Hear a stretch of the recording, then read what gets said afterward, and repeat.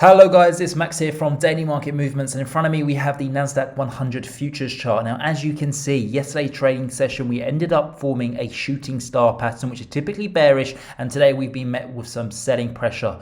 We did briefly dip below the 50-day EMA, but the bulls have stepped back in, and once US markets opened, we've seen that pairing of those losses, and we now currently find ourselves trading back above the 50-day EMA at 13,050. Now, today is a very volatile and important day. That's due to the fact we have Chairman Fed Powell speaking, and of course the Fed's interest rate decision.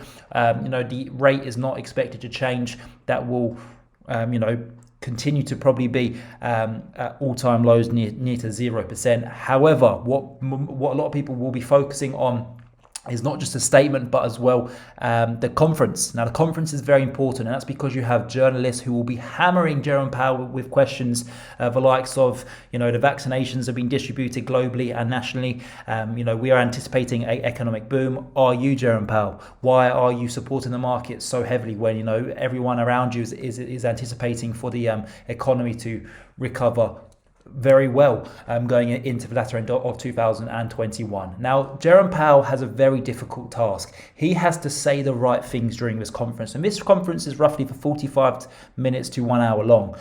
So if he slips up and he says that he recognizes the fact that there's the potential for an economic boom this year, well, then that is when the markets not crash, but that's when they will give a lot back, and they will fall back down towards probably the lows down at 12,400 over the next couple of sessions.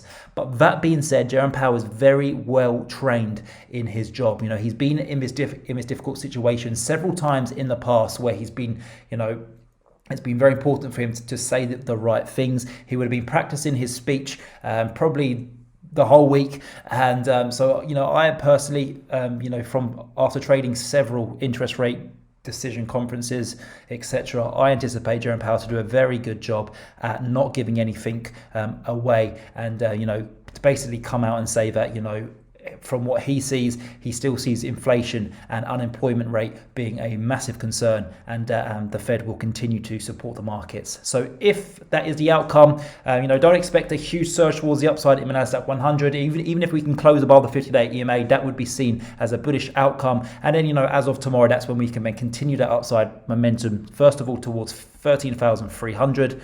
I'm going to put a green line there. That's my first target, and then eventually 13,500. I think that will be the second target, and then the third target will be all the way up at 13,900, which of course was the previous all-time high for the Nasdaq 100. But I'm very, very bullish for the future. I've had a lot of people commenting in my video saying, Max, you say that you have no interest in selling, but the market's gone down. Yes, pre-market the market was down 1%, but in the larger, if you take a step back and you look at the bigger picture, 1% is nothing really. And I do have no interest in selling US indices. If you zoom out of the indices and look at the much longer picture, dating back years, as you can see, the indices, especially the Nasdaq 100, has just gone up and up and up. So if you sell this index, you're basically betting against America. You're betting against the companies like Apple, Amazon, Facebook. And trust me when I say this, these companies have a lot further to grow. So there's no way that I'm going to be shorting this index. I'm only a buyer on dips, and that is the way that I've been trading for the past couple of years, and it's been very successful, and I will continue to do so. So I'm a buyer here, even at the 50-day EMA. I think you're well supported, and you can target first of all towards 13,300 going into the end of this week, 13,500 going into next week or the week after, and then eventually in a month or 2 months time we will trade back up towards the all-time highs up at 13,900. I'm a buyer, no interest in